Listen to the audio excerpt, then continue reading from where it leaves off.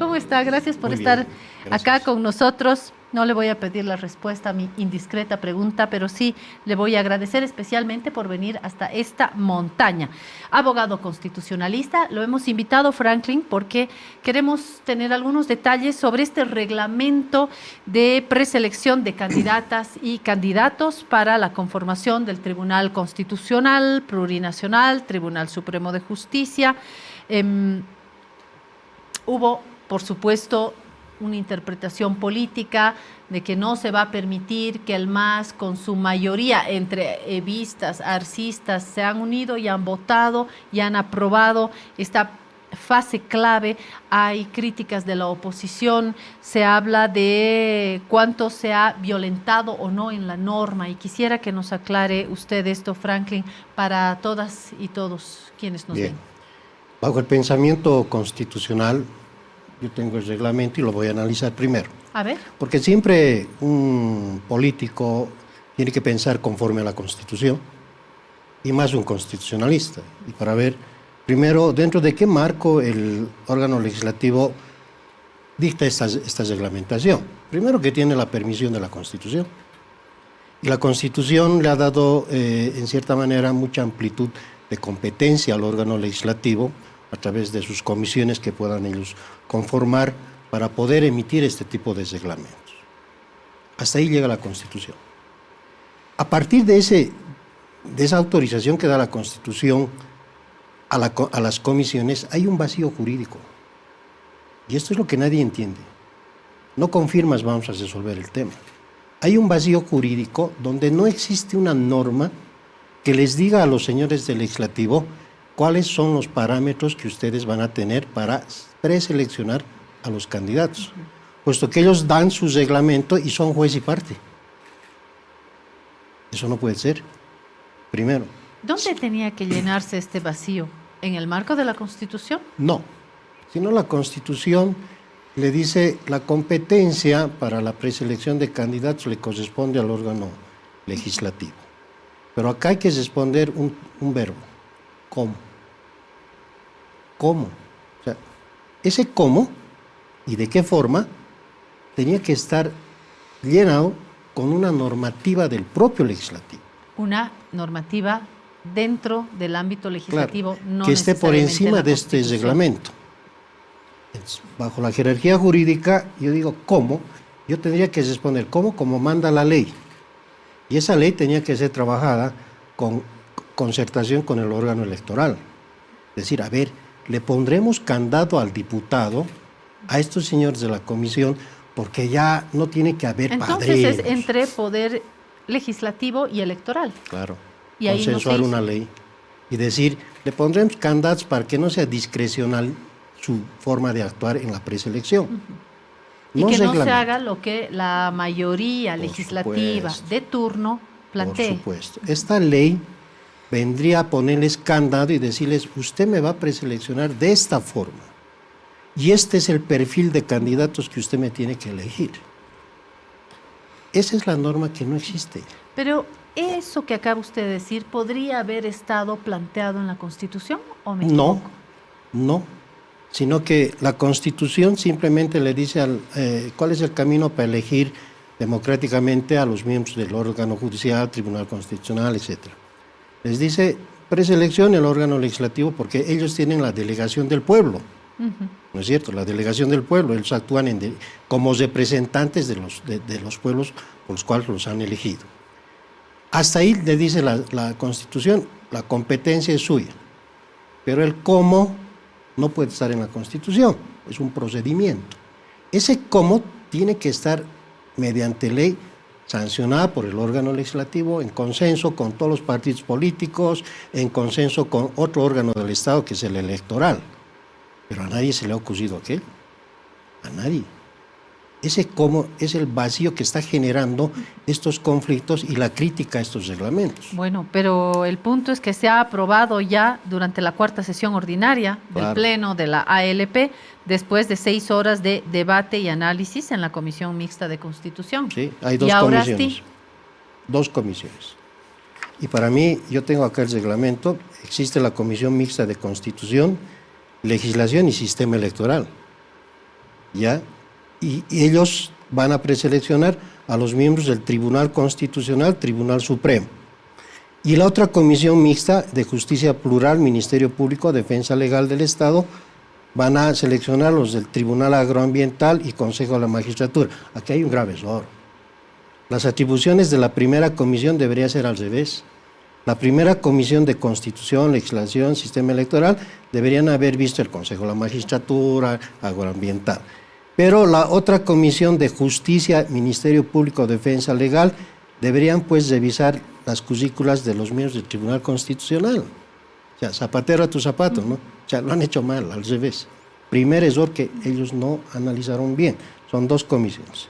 Luego vamos a los requisitos comunes. Aquí hay una contradicción, por ejemplo, con la propia Constitución, la exigencia de la libreta del servicio militar.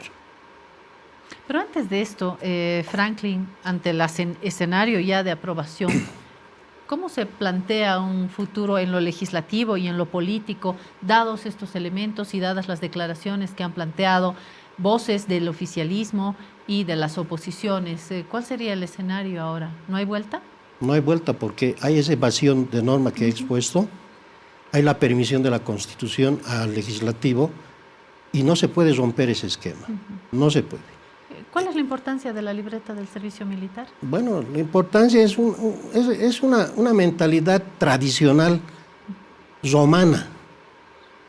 Bolivia es un estado pacifista.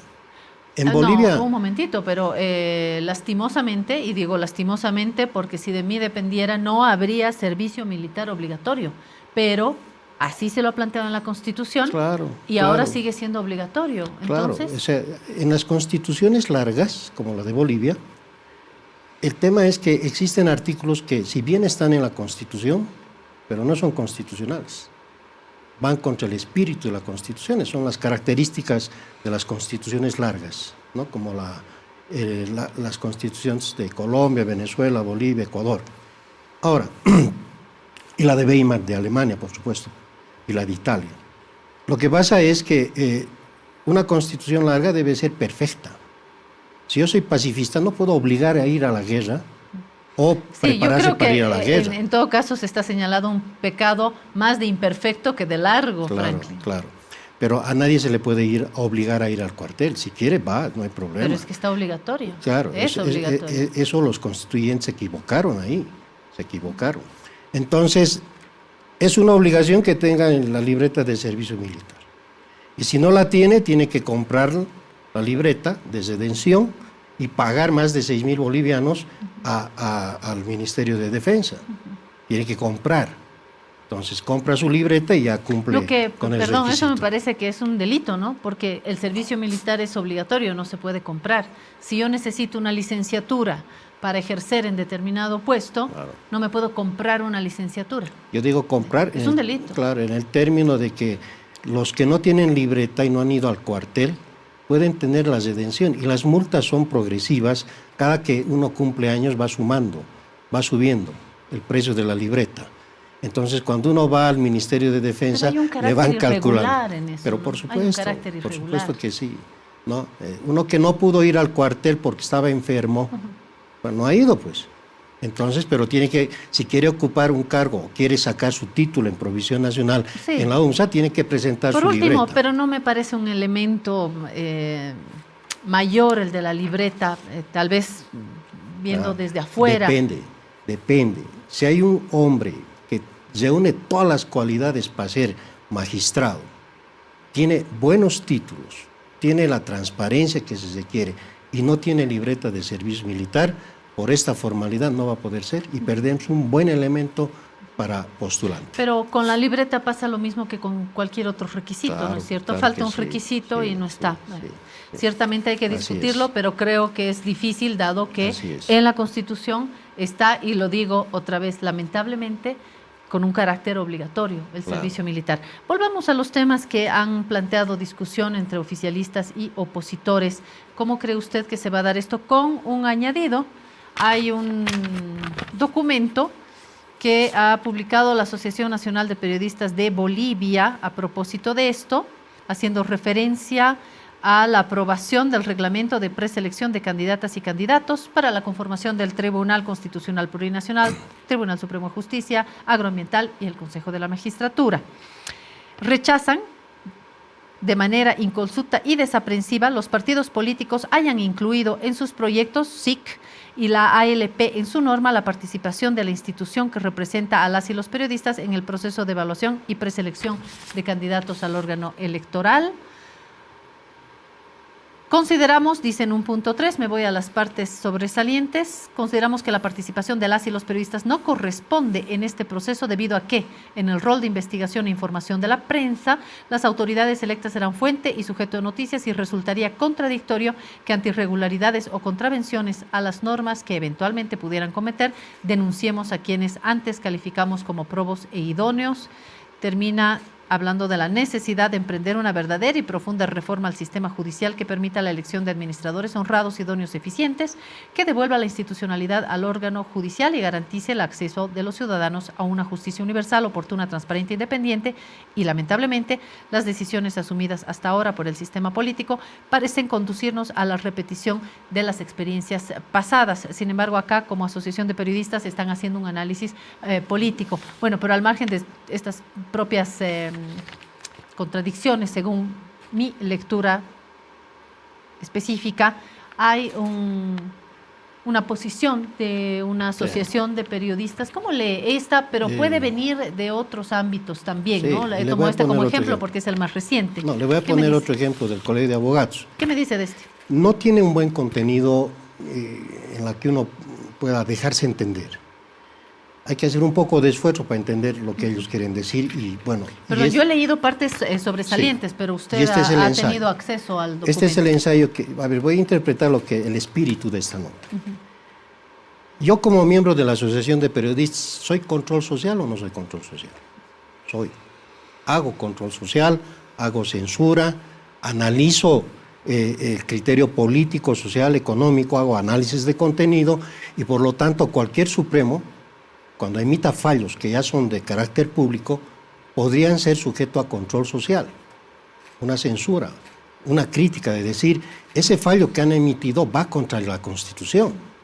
Entonces, el bloque de periodistas dice, ¿cómo a nosotros nos van a meter en la calificación? ¿Con qué moral después vamos a censurarlos? Es lo que nos quieren decir. ¿Con qué moral? O sea, si nosotros hemos participado en la preselección, en la selección, hemos ido a hacer control social, estos señores han sido elegidos bajo nuestro visto bueno y por lo tanto estos señores han sacado una sentencia constitucional como la 084, por decir, de las leyes de elección. Entonces, ¿con qué moral nosotros vamos a censurar aquello si hemos participado en la selección? En otras palabras, eso nos están diciendo. Y bajo ese entendimiento, yo creo que el sector del periodismo debería nomás mantenerse al margen de estos actos políticos. ¿Por qué?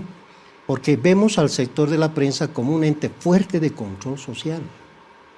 Pero como una supervisión general, ¿no es cierto? De un seguimiento, no porque vayan a aprobar o no. Pero para no estar entre si soy aceite o soy el agua que no me puedo mezclar, es mejor ser radical en este tipo de casos y la prensa debería ser una nota más clara, ¿no? Decir, somos control social. Ahora, es un pedazo, ¿no? Es una asociación de periodistas de La Paz que de hecho no representa a todos. Claro, pero yo ya estoy interpretando lo que quieren decir y parece tener un sentido común. En el caso de los abogados, a ver, vamos a poner a los abogados.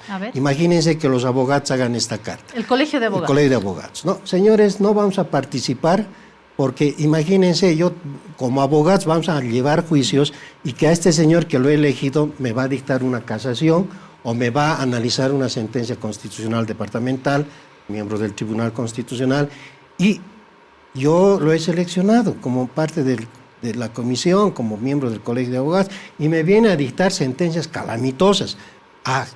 ¿Qué hago? Yo he participado en la selección. Entonces viene una autocensura moral. Entonces el Colegio de Abogados, tal vez más fuerte que el sector de periodistas, tendría que decir, no vamos a participar. ¿Quiénes tendrían que participar entonces? Si así vamos a ir recibiendo excusas, ¿no? Yo me excuso con estos fundamentos que tengo.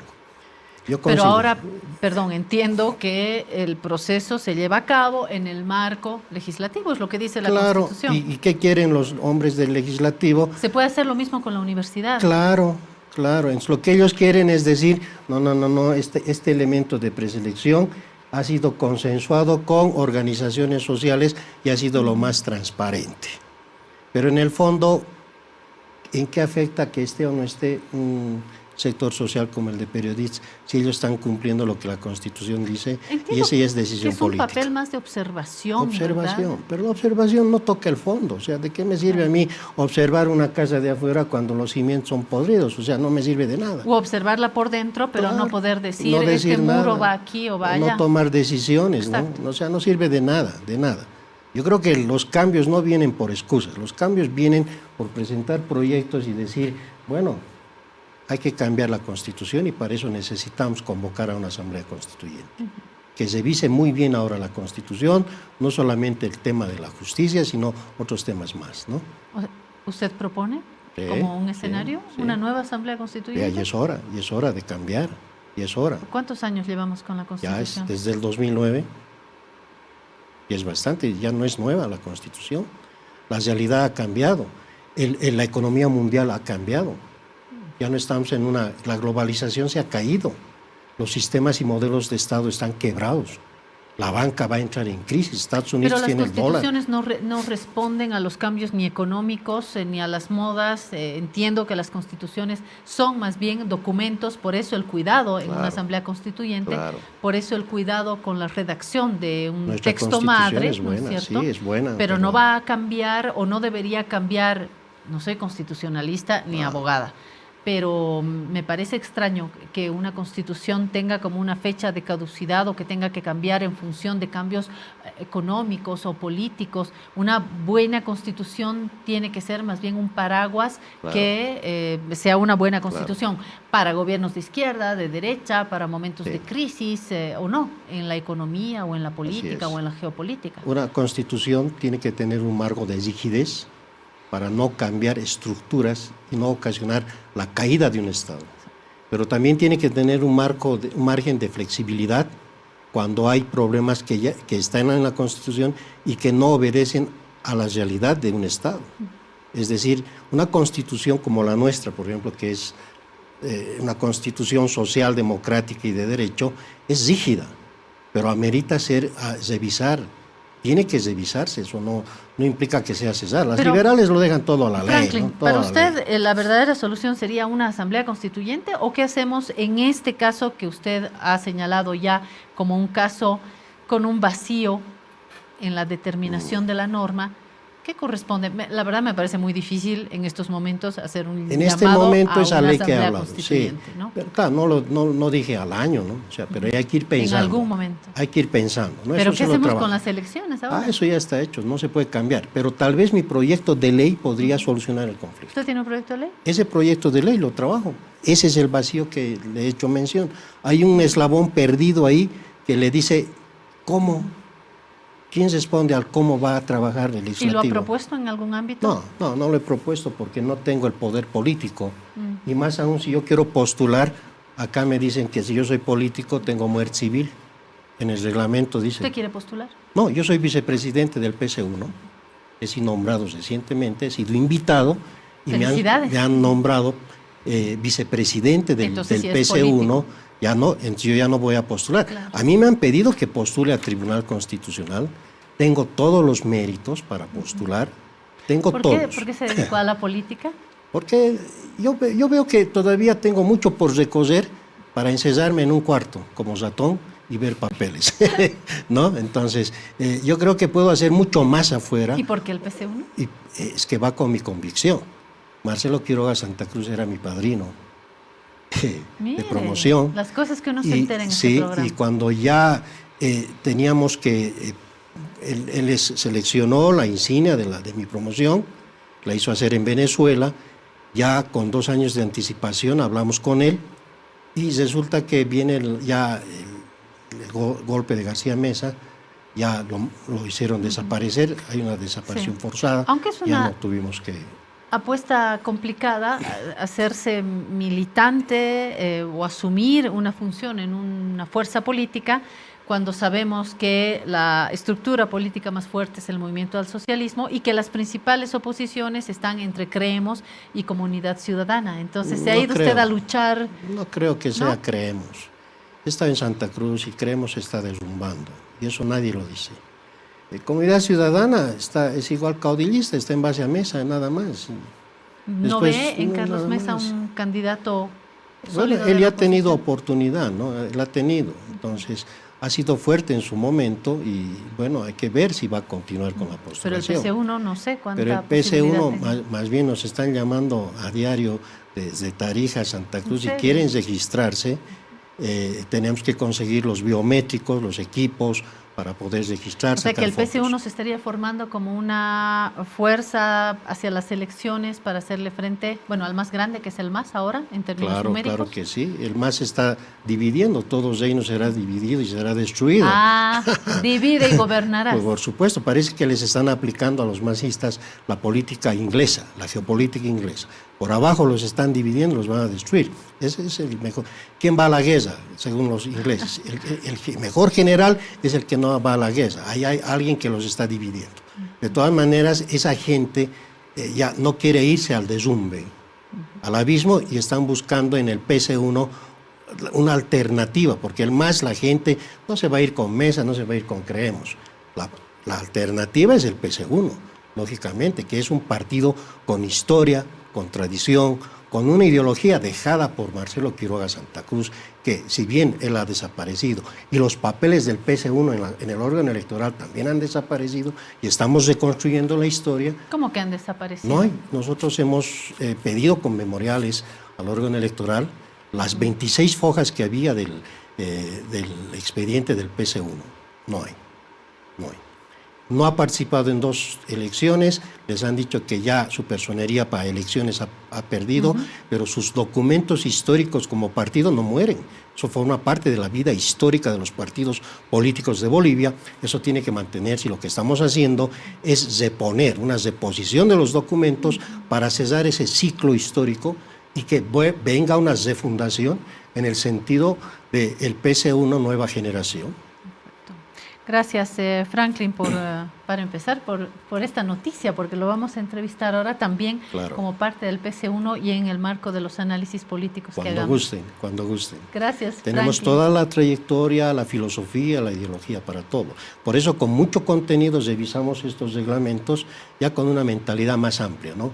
Política, constitución, normativas, y tenemos un buen bloque de académicos que están acompañándonos Y flamante vicepresidente del PC1. del PC1. Así Bueno, es. aquí estuvo con nosotros Franklin Gutiérrez.